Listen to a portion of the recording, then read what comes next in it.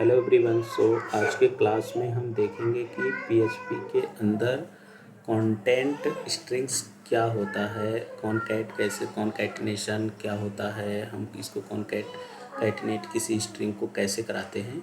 क्योंकि ये टॉपिक्स बहुत ही ज़्यादा इम्पोर्टेंट्स है और आगे के भी सारे टॉपिक्स बहुत ज़्यादा इम्पोर्टेंट होने वाले हैं, क्योंकि इन सभी कीवर्ड्स का, फंक्शन का हम आगे अपने प्रोजेक्ट्स में यूज करेंगे जब भी हम प्रोजेक्ट्स बनाने लगेंगे। आप बिल्कुल भी एक भी क्लास ना मिस करें और एक भी वीडियो ना मिस करें। उसके लिए आप चैनल को लाइक एंड सब्सक्राइब कर लें। हम क्लास स्टार्ट करते हैं। String concatenation. स्ट्रिंग में हम कॉन्कैटिनेशन क्या होता है, इसको कैसे कराते हैं। टू कॉन्कैटिनेट और combine two strings you can use the operator. तो डॉट, हम बेसिकली क्या करते हैं कि डॉट साइन का यूज करके दो या दो से ज़्यादा वेरिएबल को कॉन्कैटिनेट कर सकते हैं। हम इसका एक एग्जांपल देख लेते हैं कि हम इसको कैसे कॉन्कैटिनेट कराते हैं। यहाँ पे हम अपने प्रोजेक्ट में जाएंगे और यहाँ पे मैं 11.php नेम से एक फ़ाइल बनाता हूँ, 11.php। ठीक है। नेक्स्ट इस 11.php में हम PHP कोड को स्टार्ट एंड क्लोज कर लेते हैं। मैं यहाँ पे PHP कोड को स्टार्ट एंड क्लोज कर लिया हूँ और यहाँ पे मैं क्या एक $x नेम से वेरिएबल बनाया, इसमें हेलो लिखा। $y नेम से एक वेरिएबल बनाया, इसमें वर्ड लिखा। फिर मैंने एक तीसरा वेरिएबल बनाया $z और जिसमें मैं $x.$y। बेसिकली अब जब भी हम $z को इको कराएंगे तो ये क्या करेगा कि हमें रिजल्ट क्या देगा, हेलो वर्ड। अब हमने क्या किया कि दो वेरिएबल्स को यहाँ पे दो स्ट्रिंग को जोड़ लिया एक तरह से। कॉन्कैट का मतलब होता है जोड़ना। तो यहाँ पे हमने क्या किया कि इनको हेलो, पहले वेरिएबल से हेलो आएगा, फिर मैंने डॉट लगाया तो हेलो वर्ड। तो मैं आप देख रहे हैं कि यहाँ पे कोई स्पेस वगैरह नहीं है, तो ये क्या करेगा कि हेलो वर्ड एक में ही जोड़ देगा। इस तरह से हम सेव करते हैं और इसका रिजल्ट लोकल होस्ट, और हम अपने प्रोजेक्ट का नेम देंगे PHP लर्निंग और हमारे फाइल का नेम है 11.php। ठीक है। अब देख रहे हैं हेलो वर्ड। हेलो वर्ड तो आ गया, बट यहाँ पे क्या है कि हेलो और वर्ड के बीच में स्पेस नहीं है। तो स्पेस लगाने के हमारे पास दो तरीके हैं कि यह तो आप हेलो के बाद यहाँ पे स्पेस कर दो तो आप देखोगे कि यहाँ पे अब आपका स्पेस लग जाएगा। और दूसरा तरीका है कि मैं इसको हेलो को स्पेस हटाता हूँ। दूसरा तरीका है कि आप यहाँ पे एक स्पेस कर दो, फिर भी आपका स्पेस लग जाएगा। ठीक है।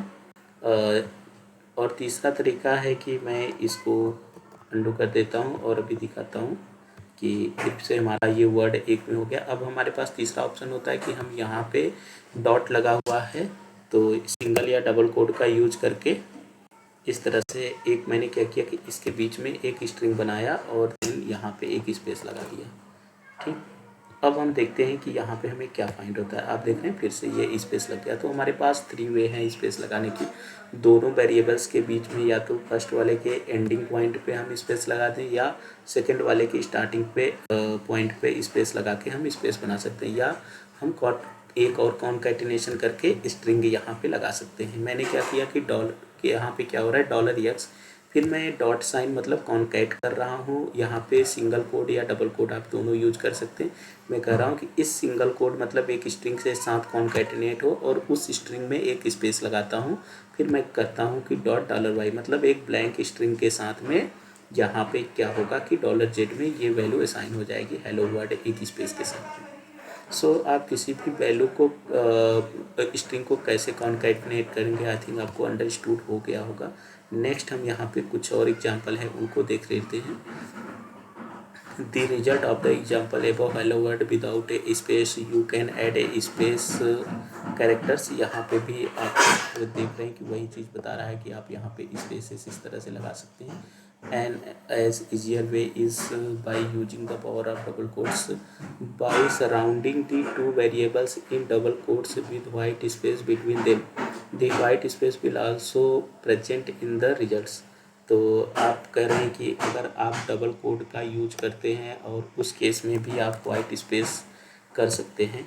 तो नेक्स्ट हम यहाँ पे एक इको पी आर कर लेते हैं, जिससे कि हमें चीज़ें लाइन ब्रेक होके दिखे। ठीक, तो मैं यहाँ पे करता हूँ कि पहला वेरिएबल मेरा, इसका नाम देता हूँ ए, और इसमें लिखता हूँ राम। ठीक है, दूसरा वेरिएबल में देता हूँ बी, और इसका नाम वैल्यू देता हूँ श्याम। ठीक, अब मैं यहाँ पे $C नेम से एक वेरिएबल बनाता हूँ, और इसमें आप देख रहे हैं कि मैंने डबल कोड के अंदर $X एंड $Y लिखा है। तो ये क्या करेगा, $X एंड $Y के वैल्यू को रिटर्न करेगा। यहाँ पे $X एंड $Y के बीच में मैंने एक स्पेस लगाया। अगर आप ये चीज़ सिंगल कोड में लिखोगे तो ये कंसीडर नहीं होगा। तो मैं यहाँ पे करता हूँ कि $A, हमारे वेरिएबल का नेम है $B। सो मैंने यहाँ पे $A एंड $B अब क्या करेगा कि जो $A में राम की वैल्यू राम, फिर एक स्पेस लगाएगा $B श्याम, राम एंड श्याम यहाँ पे ये प्रेजेंट करेगा अगर जब भी हम $C को यूज करेंगे। सो आप ये किसी भी स्ट्रिंग के अंदर अगर आपने डबल कोड यूज किया है तो आप डायरेक्टली उसके वेरिएबल को कॉल कर सकते हैं, अदरवाइज आप सिंगल कोड में नहीं कॉल कर पाएंगे। हम वो भी अभी एक एग्जांपल से देख लेंगे कि सिंगल कोड में क्या आता है। ठीक है, तो यहाँ पे हमने $C को इको कराया। आप देख रहे हैं राम और श्याम एक स्पेस के साथ में आ रहा है। तो अब तीसरा यहाँ पे हम अगर $D नेम से एक कोई वेरिएबल बनाते हैं, और अभी आपने देखा कि हमने स्ट्रिंग ही डिफाइन किया था $C को, और डबल कोड में एक स्पेस दे दिया था तो वो वर्क कर रहा था। अगर हमने सिंगल कोड में यहाँ पे राइट किया $A कम स्पेस $B, तो अब $D हमें क्या रिटर्न करेगा ये चीज़ हम देख लेते हैं एक बार।